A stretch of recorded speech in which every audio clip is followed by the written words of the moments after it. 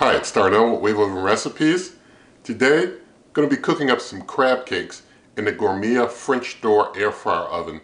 We'll see how it air fries some crab cakes right now. Alright, so the ingredients for these crab cakes, it's I guess a hodgepodge of seasonings and things that taste good. And I guess if you want to try and adjust it for your preference, you can. But the main ingredient here is some good back fin crab meat, and this is direct from Maryland. So, you know, Baltimore crab, I'm from Baltimore, so, you know, that's the best crabs in the world. Anyway, this, I got a pound of Baltimore Crab Company crab meat. Nothing in this video is sponsored though. I'm just using my personal preference of ingredients and things. Also got one large egg. I'm going to be using some Goya adobo seasoning in there. Just a pinch of salt. Everything in here is kind of salty anyway, but just about 1/8 of a teaspoon of salt, kosher salt that is.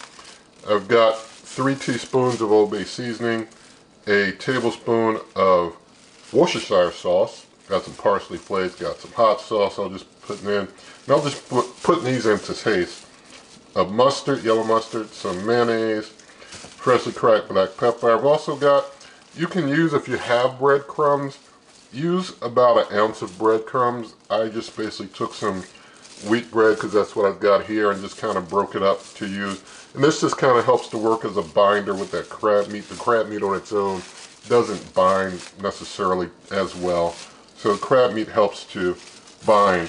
And so now I'm just going to go ahead and just start taking ingredients, putting them into my bowl back there and mixing them up. Also going to get this egg mixed up right quick. So we'll just get the egg mixed up and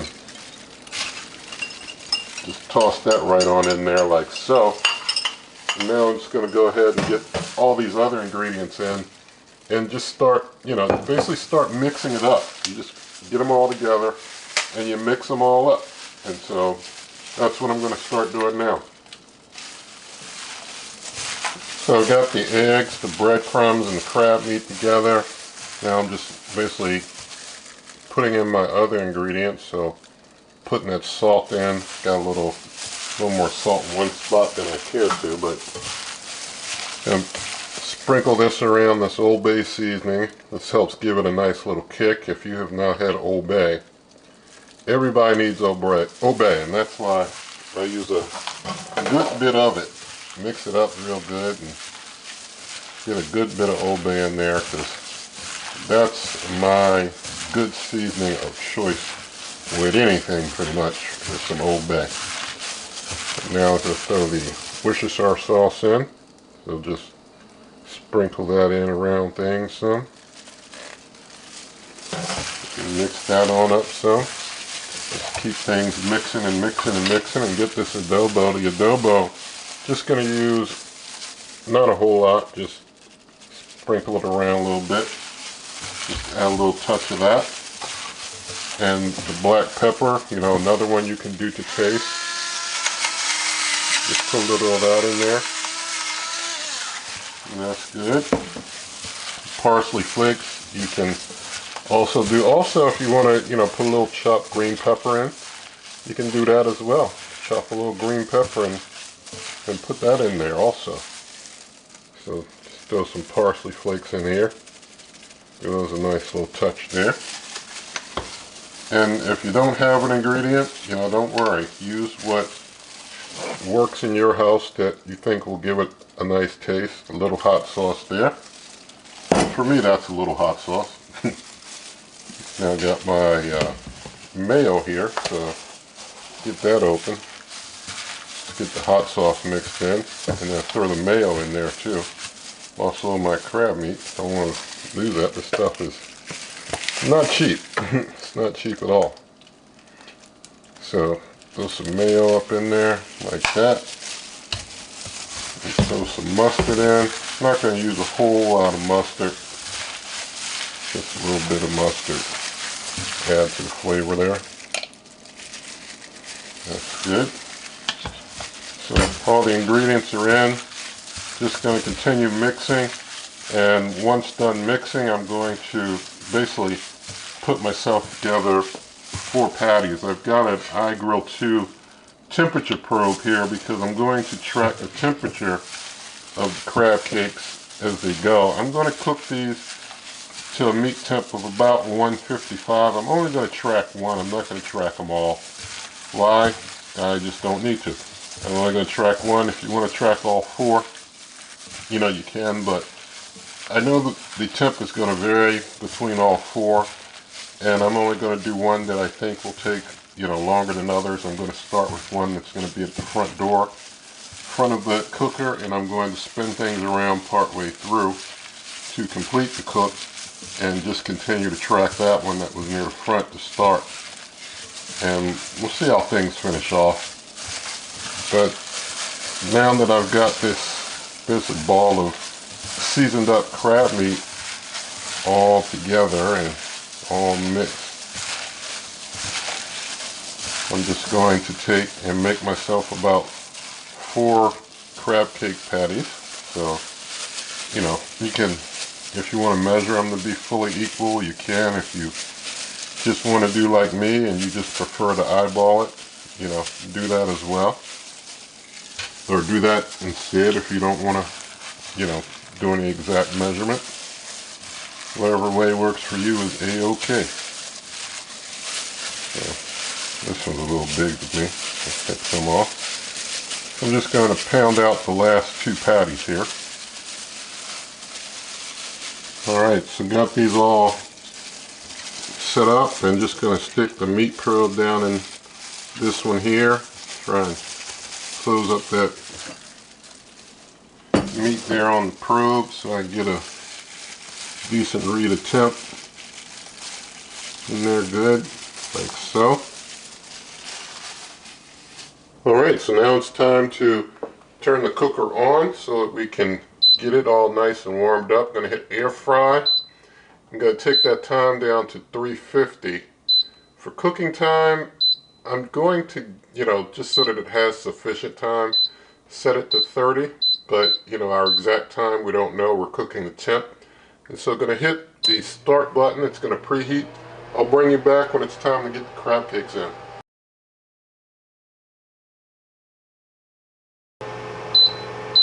Alright, it's time to add food.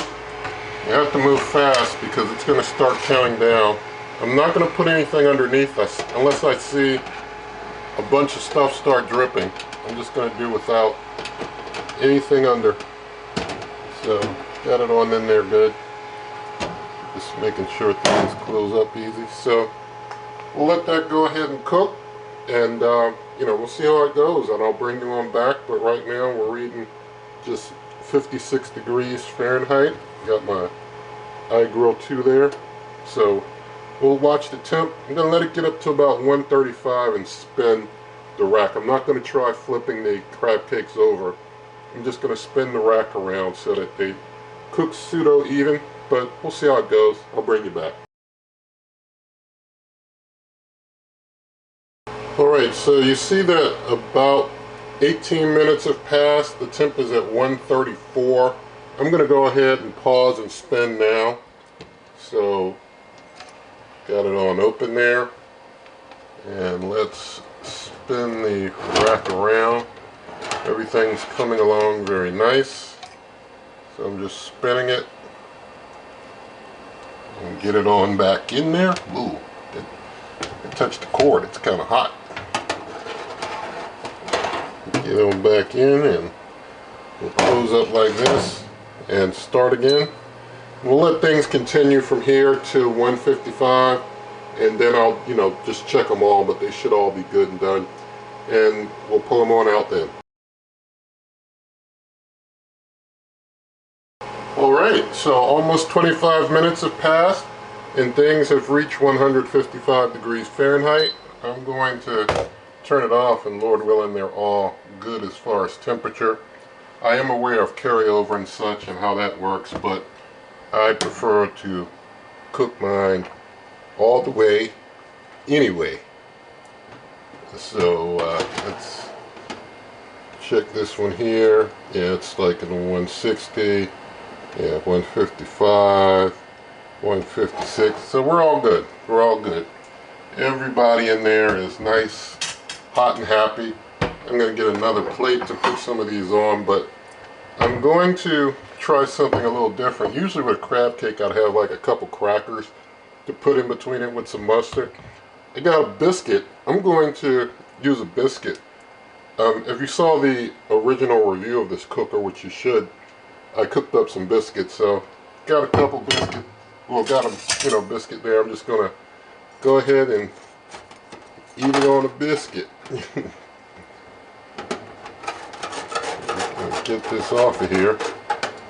Alright, didn't stick very much to the bottom there, a little bit, but we'll just stick that one there. Now I'm just going to get the other three off. Get these off. They look pretty good to me though. You can see that there. And let's see if I can flip one.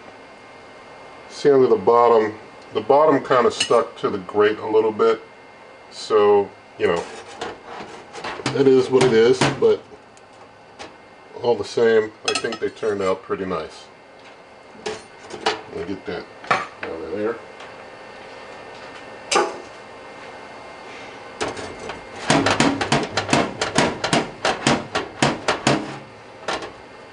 And there's the last one there. So you can see the finished crab cakes. So I'm just going to take a little mustard and squirt on the top of this one here and put the biscuit on top. So we'll have a crab cake biscuit sandwich, and we'll see how that works in the taste test. Alright, so here's our completed biscuit crab cake. So we'll thank God for this and do a taste.